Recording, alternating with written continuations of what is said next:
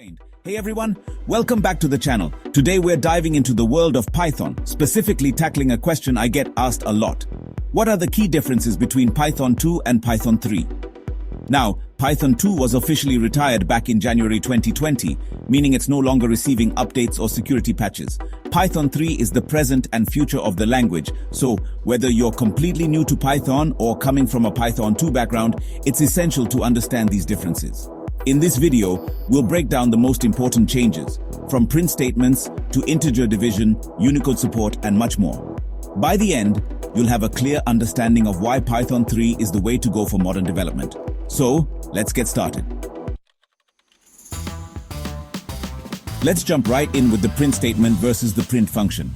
In Python 2, print was a statement. You typed print followed by what you wanted to display, no parentheses needed. For example, print hello world. In Python 3, print became a function. Now you need parentheses. So print hello world. This change makes Python syntax more uniform. It can trip up beginners, but it's for consistency. Functions take arguments within parentheses, and now print follows that rule. This consistency will make your life easier as you dive deeper into Python.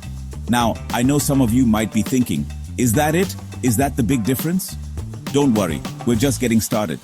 We've got a lot more ground to cover. Next up, let's talk about integer division. In Python 2, dividing two integers like 5 divided by 2 gives you 2. It truncates the decimal part. Python 3 handles this more intuitively. Dividing two integers gives you a floating point number. So, 5 divided by 2 in Python 3 gives you 2.5. Need the integer result? Use the double forward slash operator // 5//2 in Python 3 gives you 2, just like in Python 2. This change makes Python's division more predictable and consistent. Now let's dive into a more involved but crucial difference. Unicode support. In the world of programming, text encoding is incredibly important, and Unicode is the standard that lets us represent text from virtually any language. In Python 2, strings were treated as ASCII by default. ASCII, or the American Standard Code for Information Interchange, is a character encoding that represents English characters and some symbols, but it doesn't handle characters from other languages very well. To work with Unicode in Python 2, you had to explicitly mark your strings with a U prefix, like this, a hello world. This could get pretty cumbersome, especially if you were dealing with a lot of text in different languages. Python 3 made a significant improvement here. In Python 3, strings are Unicode by default. That's right, no more U prefix needed unless you specifically want to use it. This means you can easily work with text in multiple languages without jumping through hoops. This change reflects the increasing importance of internationalization in software development. Python 3's built-in Unicode support makes it much easier to create applications that can cater to a global audience. Chapter 4. Let's talk about loops, specifically the range and x-range functions in Python. In Python 2, if you wanted to iterate over a sequence of numbers, you had two options, range and x-range. Range would actually create a list of all the numbers in memory, which could be quite inefficient if you were working with large ranges. X-range, on the other hand, was a bit more memory-friendly. It created something called a generator, which only generated the numbers as you needed them, rather than storing the entire sequence in memory at once. Python 3 simplified this by getting rid of the x-range function altogether. Now, range in Python 3 behaves like x-range in Python 2, meaning it returns a generator by default. This makes your code more efficient, especially when dealing with loops over large ranges of numbers. So, no more confusion about which function to use. Range in Python 3 is the way to go for memory-efficient iteration. It's just one less thing to remember and helps you write cleaner and more optimized code. Chapter 5. Now let's talk about how Python handles user input, which is a common task in many programs. In Python 2, you had two functions for getting input from the user input and raw underscore input. The input function in Python 2 was a bit risky to use. It actually evaluated the input it received as Python code, which could lead to security vulnerabilities if you weren't careful. Raw underscore input was the safer option. It always treated the user's input as a string, which is generally what you want. Python 3 simplified this by removing the risky input function altogether. Now, the input function in Python 3 behaves like raw underscore input in Python 2, taking input as a string. This makes input handling more secure and consistent. If you need to evaluate the user's input as Python code, you can always do that explicitly using the eval function, but it's generally best to avoid doing so unless absolutely necessary. Chapter 6. Now let's address the elephant in the room when it comes to Python 2 and Python 3 libraries and compatibility. In the early days of Python 3, one of the biggest challenges was that many popular libraries written for Python 2 were not immediately compatible with the new version. This created a bit of a dilemma for developers who were eager to use the latest Python version but relied on libraries that hadn't been updated yet.